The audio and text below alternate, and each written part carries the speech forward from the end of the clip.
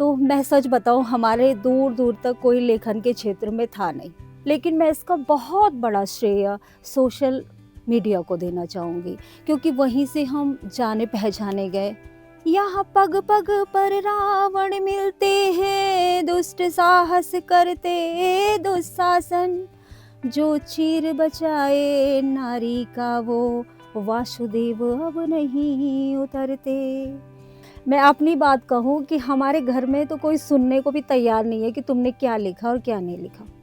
छोड़ी छाड़ी मैं तुमा, मैंने छोड़ी छाड़ी मैं तुमा, अरे यू मन चैत का मैना का, आला पर डी गाई मन। कुछ लोग शब्द लिखते हैं, कुछ शब्दों से एहसास रचते हैं। नमस्कार, लेखक और लेखनी सीरीज में आप सभी का स्वागत है। आज हमारे साथ एक ऐसी ही युवा लेखिका हैं जिनकी लेखनी में संवेदना, सवाल और सच एक साथ चलते हैं। राजनीतिक और सामाजिक क्षेत्र से भी जुड़ी हैं और नए युवा राइटर्स के लिए प्रेरणा भी हैं। हमारे साथ हैं साहित्य के क्षेत्र में मानद उपाधि से सम्मानित ज्योत्सना जोशी जी। स्वागत है मैम आपका हमारे इस खास कार्यक्रम में। बहुत बहुत धन्यवाद, आपने मुझे अमर उजाला में बुलाया। आप सामाजिक और राजनीतिक क्षेत्र से जुड़ी रही हैं, ग्राम प्रधान भी रही हैं जी। तो फिर आप लेखन के क्षेत्र में कैसे आए? जी, मैं बचपन से मेरा लिखने के साथ एक जुड़ाव रहा और थोड़ा बहुत शब्दों को डायरी में मैं लिखती रही जी। लेकिन जब हम धीरे धीरे बड़े होते हैं तो मैं सामाजिक क्षेत्र में आई और गांव से मैंने चुनाव भी लड़ा। वहाँ की जो स्त्रियां हैं उनको देखा कि वो ऐसे दकियानूसी उसमें रह रही हैं, समाज में रह रही हैं। तो फिर मेरे मन में हुआ कि स्त्रियों के लिए भी लिखना चाहिए। फिर भीतर के कोमल भाव के अंदर प्रेम भी है तो प्रेम के बारे में भी लिखा। तो इस तरीके से विभिन्न विषयों पर मैं थोड़ा थोड़ा लिखती रही। ऐसे ही आपकी शुरुआत हुई सब जी। सामाजिक क्षेत्र से जुड़े रहने की। जी। प्रेरणा किससे मिली आपको लिखने की?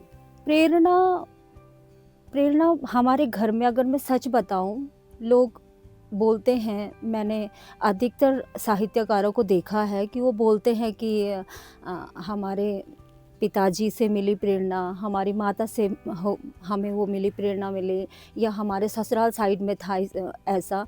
तो मैं सच बताऊं, हमारे दूर दूर तक कोई लेखन के क्षेत्र में था नहीं और बचपन से ही कुछ ऐसे रहा होगा, संवेदनशील मन जो आपको लेखन के लिए प्रेरित करता है। और फिर धीरे धीरे पहले थोड़ा थोड़ा लिखा होगा, लेकिन मैं इसका बहुत बड़ा श्रेय सोशल मीडिया को देना चाहूँगी, क्योंकि वहीं से हम जाने पहचाने गए। आपने भी मुझे वहीं से बुलाया तो इस तरीके से। तो सबसे पहले क्या लिखा आपने? पत्र पत्रिकाओं में भी आपके लेख छपते रहे हैं, फिर किताब भी आपकी आई हैं, तो सबसे पहले क्या लिखा? सबसे पहले तो मतलब कोई भी लेखक जब अपने लेखन की शुरुआत करता है तो वो कविता ही लिखता है।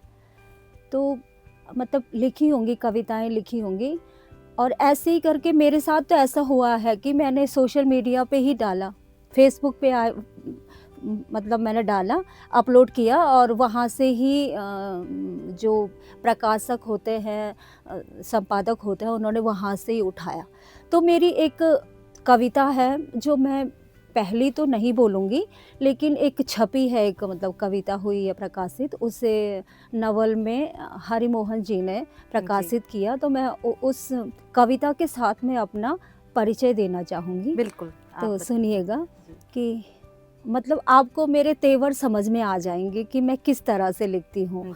कि गुंजित नभ का शोर कहो या धैर्य वसुंधरा का, मैं पीयूष सुधा अमृत वर्षा या स्नेह अनुराग प्रेम अनुबंधन का, मैं घर के कोने कोने का उजियारा और आंगन की तुलसी का संस्कार, मैं मोहन की मुरली का सरगम, लेकिन जो पग पग पर रौंधी कुचली जाए, मैं नहीं आवरण राम की उस मर्यादा का, अपने पिंजरे को जो आकाश बना दे, मैं वो कल्पना की उड़ान, और जहर पीकर जमाने को दिखा दे विश्वास मीरा की उस श्रद्धा का।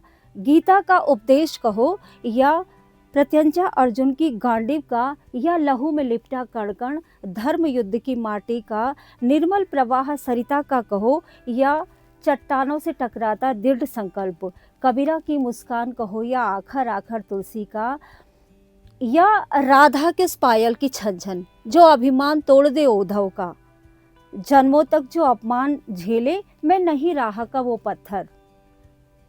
तृष्णा तृप्ति कामना का, थोड़ा गहरी है पंक्तियाँ कि तृष्णा तृप्ति कामना का, मैं नहीं सौदा तेरी उस आत्मा का, मैं घने घने तिमिर की ज्योत्सना और उषा का मनचाहा नर्तक, प्राची की उस मौन दिशा में निरंतर संवाद तेरी प्रेरणा का।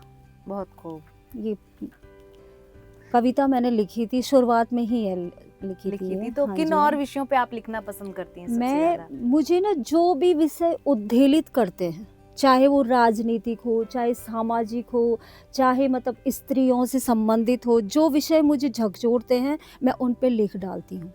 मैंने प्रेम पर बहुत ज़्यादा लिखा है, जी तो मैं बताना चाहूँगी कि प्रेम पर जब मैंने लिखना स्टार्ट किया था, लिखना शुरू किया था, तो मुझे रोका गया। मुझे मैसेज आए रिश्तेदारों के कि प्रेम पर क्यों लिख रही हो, लोग मतलब आपके बारे जी। में गलत बोलेंगे। थोड़ा सा क्योंकि शुरुआत आज से 10-12 साल पुरानी बात है ये, तो थोड़ा सा ऐसा लगा कि यार मतलब कुछ गलत हो रहा है कि इस तरह से। अपने ही लेकिन लेखन पे हाँ, संदेह अपने होने ही लगा। हाँ जी, हाँ जी, अपने ही लेखन पे संदेह होने लगा। और लेकिन फिर आप अपने मतलब एक होता है कि जब आदमी को भूख लगती है ना, तो खाना खा के ही उसका होगा, तृप्ति हाँ, खाना खाने से तृप्ति ही होगी, है ना। जी। तो फिर इस ऐसे है कि फिर मैंने छोड़ा नहीं लिखना, लिखते रहे, फेसबुक पर लिखते रहे, और उसी से हम जाने पहचाने गए लोगों के बीच में। कहीं ना कहीं आपके कदम खींचने की कोशिश भी की गई बहुत पीछे, ज़्यादा। लेकिन आपने अपने कदम नहीं रोके। जी, बहुत बिल्कुल। अच्छा। और आपसे मैं एक चीज़ ज़रूर जानना चाहूँगी, क्योंकि आप सामाजिक क्षेत्र से जुड़ी रही हैं, जी। तो सामाजिक क्षेत्र में जो आपकी जिम्मेदारी आप निभाई है आपने, तो अब साहित्य के क्षेत्र में एक युवा राइटर होने के नाते जी। आप कितनी जिम्मेदारी अपनी मानती हैं कि साहित्य के लिए आप क्या लाइन सेट करना चाहती हैं युवाओं के लिए? यदि मैं सामाजिक में भी हूँ और साहित्य में भी हूँ, जी मेरा मानना तो ये है, मैं तो सच में यही मानती हूँ कि राइटर वही है जो सच बोलता है, जो यथार्थ लिखता है, जो अपने को बचाता है, वो तो लेखक है ही नहीं। मैं तो यही मानती हूँ, और मैं ये मेरा यही सिद्धांत है, मैं इसी शर्त पे चलती हूँ और ऐसे ही लिखती हूँ और ऐसे ही बोलती हूँ। और आपको विश्वास नहीं आएगा, मुझे कई दफ़ा मंचों पर आने से भी रोका गया, बहुत दफ़ा, क्योंकि हम एकदम सच बोलने वाले लोग हैं। लेखनी में सच जी। दिखता है। जी। जी। कविता पाठ आप करती आई हैं, हम्म। तो कविता पाठ करना अच्छा लगता है, या फिर जो राजनीतिक भाषण आपने दिए होंगे वो ज्यादा पसंद थे आपको? मेरे साथ ना मेरे साथ ये गॉड गिफ्ट है कि जैसा माहौल होता है मैं वैसे ही बन जाती हूँ। और राजनीतिक मंचों पे भी अच्छा ही लगता था, और साहित्य के मंचों पे भी बहुत अच्छा लगता है। लेकिन थोड़ा सा अंतर ये है कि राजनीतिक मंचों पे इतना ज़्यादा सोचना ज़्यादा हो नहीं पाता है, मतलब इतना नहीं सोचना पड़ता है। लेकिन साहित्य के मंचों पे बहुत पढ़े लिखे लोग होते हैं, तो थोड़ा सा सोचना पड़ता है उसमें कि कोई ऐसी वैसी बात ना निकल जाए मुँह से। तो जैसा आपने बताया कि आपको आलोचना भी झेलनी पड़ी, आपको मतलब ये भी लगा कि मंच पर जाने से रोका गया, तो कैसे आपने इन चीज़ों को मैनेज किया? मैंने अपने आप को रोका नहीं, मैंने रोका नहीं अपने आप को। और मतलब जहाँ से मुझे प्रेरणा मिली, जहाँ से मुझे संसाधन जुटे, मैं मंच पे जाती रही, अपने आप को प्रपोज करती रही आगे, इस तरीके तो से। कोई कविता जो आपने कभी मंच पर गाई हो और बिल्कुल वहां से लोग उठने को तैयार ना हो, कुछ ऐसी कविता आप हमें भी सुना दीजिए, हमारे दर्शकों को। हाँ, एक है ये राजनीतिक से संबंधित, मतलब राजनीति भी नहीं बोलेंगे, लेकिन जिस तरीके से स्त्री को अवहेलना झेलनी पड़ती है, तो ऐसे में लिखा था मैंने कि मैं बेटी रूप में जन्मी हूँ बड़ी चुनौतियों के साथ। थोड़ा गुनगुना के बिल्कुल बिल्कुल, जैसे आप चाहें। मैं बेटी रूप में जन्मी हूँ बड़ी चुनौतियों के साथ, यहाँ पग पग पर रावण मिलते हैं, दुष्ट साहस करते दुशासन, जो चीर बचाए नारी का वो वासुदेव अब नहीं उतरते।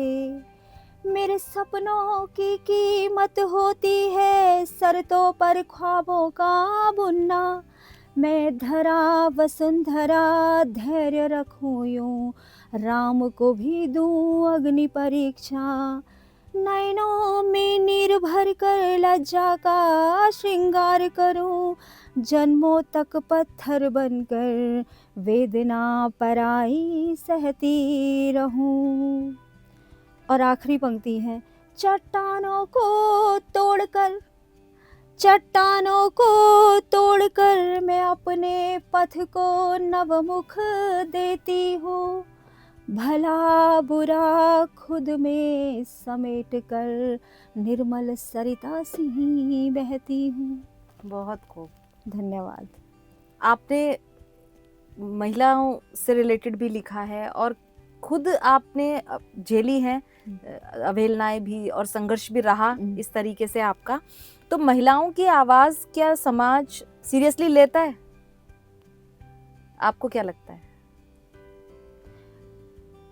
मैं अपनी बात कहूँ तो महिलाओं को सबसे पहले अपने घर के अंदर ही संघर्ष झेलना पड़ता है। घर में ही कोई समझने को तैयार नहीं। अगर मैं लिख रही हूँ तो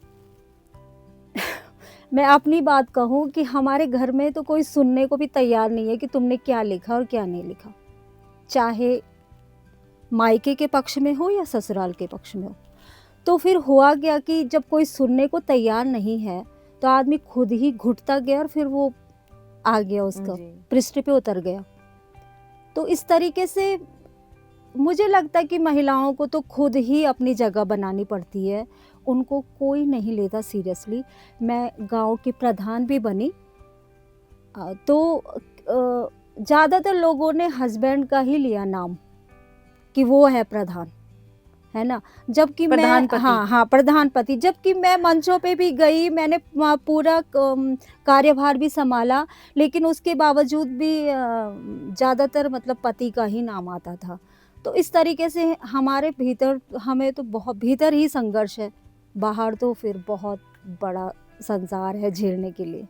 यूथ राइटिंग में हम किस तरह के बदलाव आज देख रहे हैं, आपको क्या लगता है? क्योंकि पहले के भी जो राइटर्स हैं उनको भी आप देख रही हैं और अब जो नए राइटर्स हो रहे हैं, तो आप भी यूथ राइटर हैं, तो कैसा बदलाव आप देखती हैं? क्योंकि सोशल मीडिया ने काफी कुछ बदला है इस बीच, और आप खुद सोशल मीडिया से आगे बढ़ी हैं। हाँ, मैं सोशल मीडिया से ही बढ़ी हूँ। मैं कैसे बदलाव देखती हैं? पूरा का पूरा क्रेडिट सोशल मीडिया को ही दूंगी। बदलाव ये है कि जब एक दूसरे को पढ़ते हुए लिखते हुए देखा तो सभी के अंदर एक होड़ सी हुई कि हम भी लेखक बनेंगे, हम भी लेखक बनेंगे, है ना। तो संसाधन जुट गए और लोग आगे आते गए। पहले ऐसे था कि पता नहीं चलता था, संप्रेषण नहीं था, पता नहीं चलता था, तो डायरी में ही रह जाता था।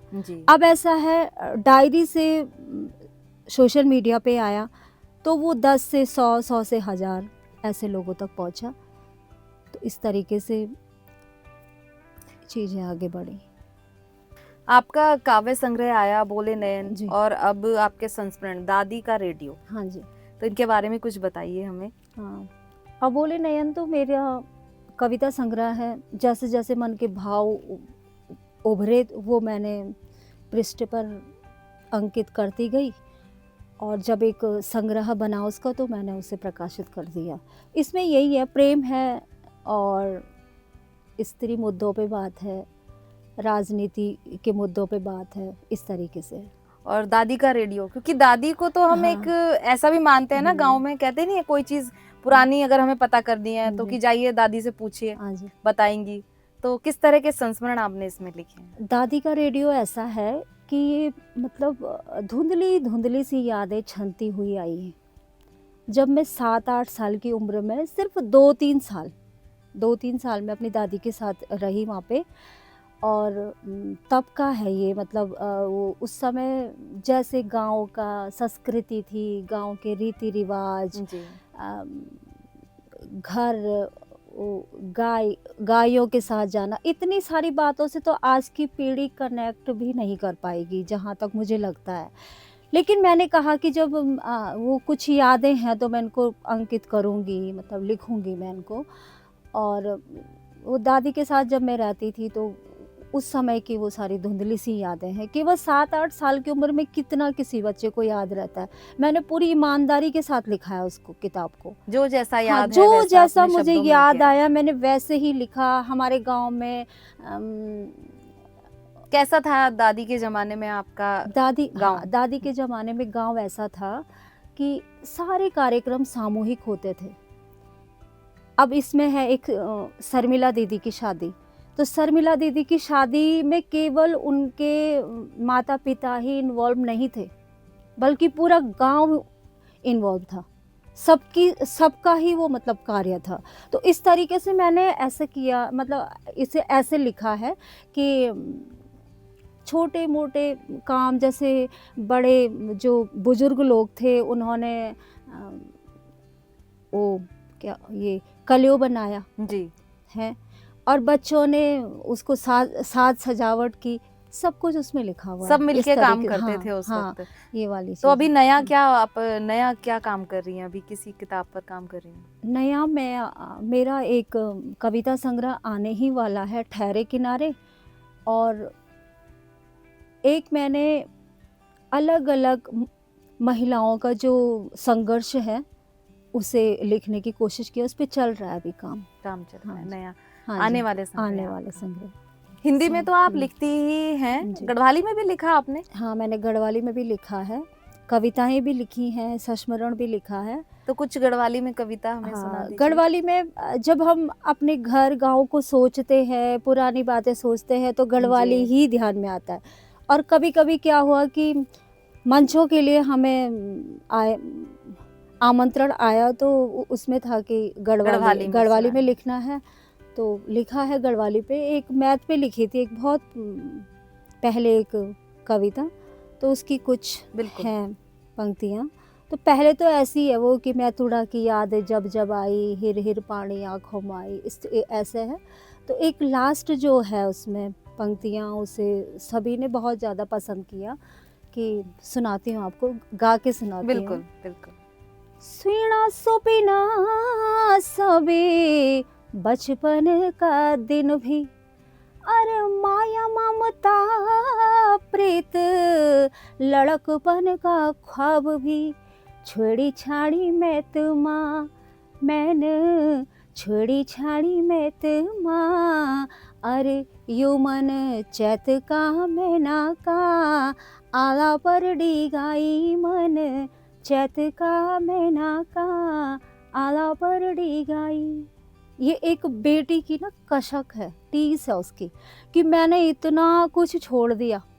मैंने अपने स्वीणे, सपने, अपना लड़कपन, ख्वाब, सब कुछ छोड़ दिया उस घर में, और मैं केवल किस बात पे टिकी हुई हूँ। चैत का महीना का आला जो होता है ना, जी, कलियों देते हैं जी। बेटी को चैत के चैत महीने के पे, महीने में। और मैं उसी पे ही मैंने लगा रखी है टक कि चैत के महीने का आला आएगा। मैंने तो इतना कुछ छोड़ा अपना, तो ये जी, वाला दर्द है इसमें। बहुत खूब मैम। हाँ जी, और धन्यवाद। आपने गज़लें भी लिखी हैं, जी। तो कुछ गज़ल हुँ। भी हमें सुना दीजिए। हाँ, एक नज़्म है। जी, अब मैं इतना तो मुझे पता नहीं है कि वो ठीक-ठीक बहर में आ रही है कि नहीं आ रही है, पर मैंने कोशिश की लिखा, है हाँ, आगे। कोशिश की है लिखने की। बिल्कुल। एक है कि भीगे जज़्बातों तले मन गीला-गीला रहता है। मैं अंतरे से सुना रही हूँ। बिल्कुल। भीगे जज़्बातों तले मन गीला-गीला रहता है, वो साया बनकर आता है मेरे, सोच के ठहरे पानी में एक बारिश होती मौसम में एक, बारिश होती आँखों में। बहुत खूब। शुक्रिया।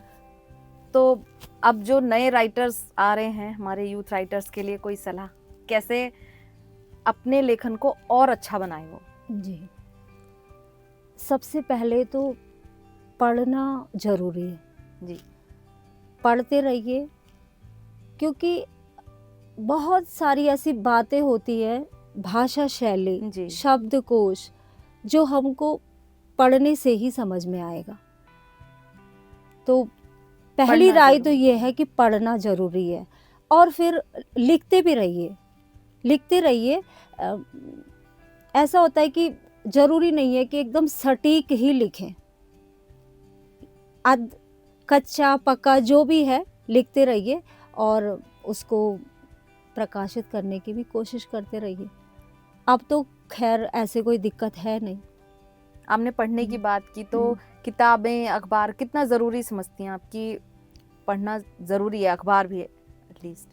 मैं अगर अपनी बात बताऊं, बचपन में जब घर में अखबार आता था तो मैं साहित्यिकी वाला पृष्ठ अलग से निकाल के रखती थी, जी। और ये मेरी यादों में है कि क्योंकि हम उस वक्त के हैं जहाँ बहुत ज़्यादा हमारे सामने संसाधन नहीं थे, किताबें भी नहीं थी पहले हमारे पास। अखबारों में बहुत ज़्यादा हाँ, लेख हाँ, छपते थे, तो हाँ, लोग पढ़ते भी थे हाँ। और अपने लेख देते भी थे उसमें जी, छपने जी, के हाँ। लिए। तो मैं उनको अलग से संग्रह करके रखती थी, जी। और फिर मैं उसे पढ़ती रहती थी। उससे क्या होता है कि हमें अलग-अलग जो राइटर हैं, उनकी शब्द शैली का समझ में आता है, उनकी भाषा शैली का समझ में आता है, शब्दकोश बढ़ता है। तो पढ़ना तो बहुत ज़रूरी है। मैं ये मानती हूँ कि किसी भी लेखक के लिए पढ़ना बहुत ज़्यादा ज़रूरी है। उसी से ही हमारा एक पत्रकार की भाषा अलग होती है, जी। और एक लेखक की भाषा अलग होती है। वो आपको गद्य पढ़ने से समझ में आएगा, किसी गद्यकार का किताब अगर आप पढ़ रहे हैं तो हाँ, उसमें तो उस अलग शैली होती है एकदम। समझ में आ जाता है। अगर हमारा अध्ययन अच्छा है ना, तो हमें पता लग जाता है कि ये पत्रकार ने लिखा है और ये लेखक ने लिखा है। यहीं पे है डिफरेंस। जी। ये मुझे लगता है इस तरीके से। तो बहुत-बहुत धन्यवाद मैम जी। आपका हमारे साथ जुड़ने के लिए। बहुत-बहुत आभार, आपने मुझे आमंत्रित किया। बहुत-बहुत शुक्रिया। धन्यवाद। तो ये थी हमारे साथ ज्योत्सना जोशी जी, और ऐसे ही और शख्सियतों के साथ आपसे फिर मुलाकात होगी। तब तक आप देखते रहिए अमर उजाला डिजिटल। अगर आप ये वीडियो YouTube पर देख रहे हैं तो हमारे चैनल को सब्सक्राइब कर बेल आइकन दबाएं, और Facebook पर देख रहे हैं तो हमारे पेज को लाइक करें।